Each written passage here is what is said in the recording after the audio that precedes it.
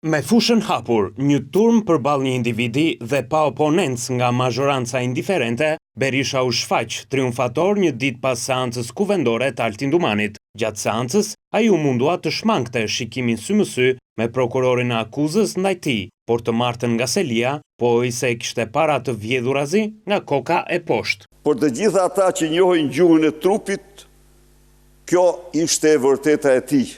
Sepse ai ishte i kapur, ai është i kapur.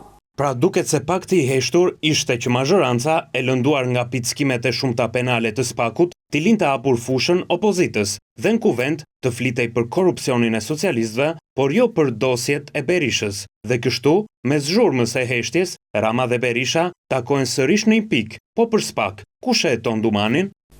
Nuk ka, është mbi ligjet, mbi kushtetutën.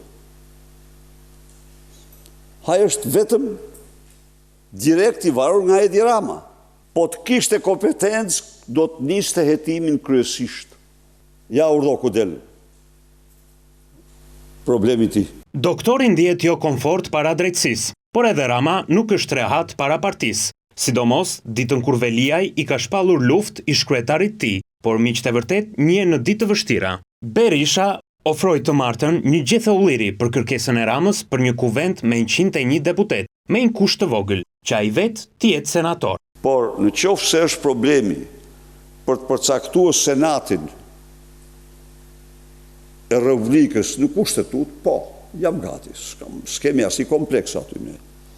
Sepse besojmë që është një institucion i dobishëm dhe jo duke rënduar buxhetin e takspaguesve, por duke zvogëluar numrin e deputetëve.